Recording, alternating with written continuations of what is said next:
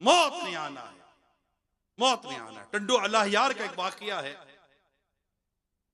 ये पाकिस्तान का जो अंदरूनी हिस्सा है सिंध का, टंडो अल्लाहयार, एक नौजवान दावत इस्लामी के दीनी माहौल से वाबस्ता हुआ। आशिकाने रसूल की उसको सोहबत मिली, पांचों नमाजों की पाबंदी उसको नसीब हुई, माह रमजान के आखिरी अशरे का इत्तिकाफ करने की भी उसको सआदत नसीब हुई। उस आखिरी अशरे के यानी माह रमजान के आखिरी 10 दिनों के इत्तिकाफ की बरकत से उसने कुछ कुरान की सूरतें भी याद कर ली थी, दुआएं सुन्नत। ये दावत इस्लामी के दीनी माहौल में है कि माशाअल्लाह इस तरह जो करीब आता है उसे ये सादतें मिल जाती है। नमाज भी पढ़ लेता है, कुरान भी याद हो जाता है, सूरतें याद हो जाती है, दुआएं याद हो जाती है, सुन्नतें याद हो जाती हैं। यकीन माने बरकत हासिल करने के ऐसे ऐसे वजीफे मिल जाते हैं कि बंदा आहिस्ता आहिस्ता हम देखे खुशहाली की तरफ बढ़ना शुरू कर देता है।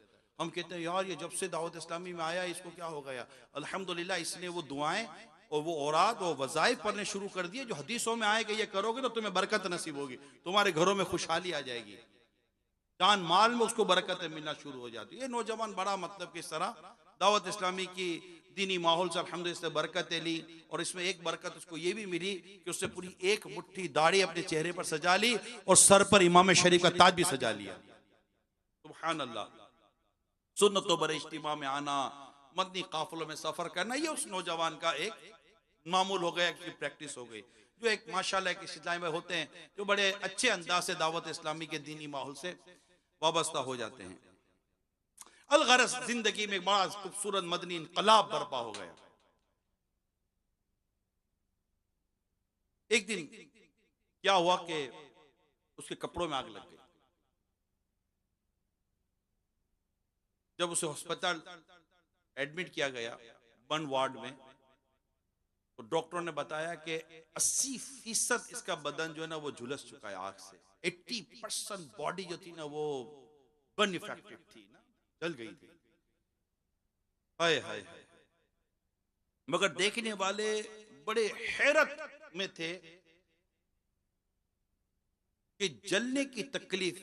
मेरी फायर फाइटर जो आग बुझाने वाले होते हैं ना, मैंने फायर फाइटर से एक बार बात हो रही थी, उसने कहा कि इमरान जलने की जो तकलीफ है ना पूरे बदन में इसको महसूस किया जा सकता है। कहते हैं कि रूह का बाल बाल रुआ रुआ जो है ना ये जलने की तकलीफ है। जब बंदे का बदन जलता है ना तो उसकी जलन उसको पूरे बदन के अंदर तकलीफ दे रही होती है। अब आप सोचिए जिसका 80% बदन आग से झुलस गया हो उसकी तकलीफ का आलम क्या होगा।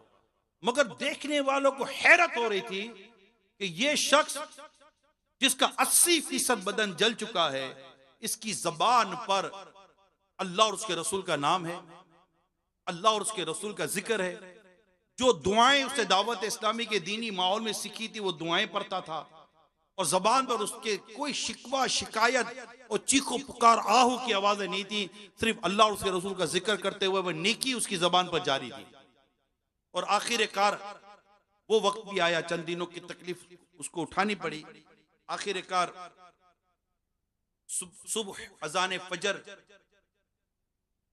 का जब वक्त हुआ तो उसने बुलंद आवाज से कलीमा पढ़ा, ला इलाहा इल्लल्लाह मुहम्मदुर रसूलुल्लाह सल्लल्लाहु अलैहि वसल्लम, और उसकी रूह उसके जिस्म से परवाज कर गई, इंतकाल हो गया। अल्लाह पाक उसको गरी की रहमत करे।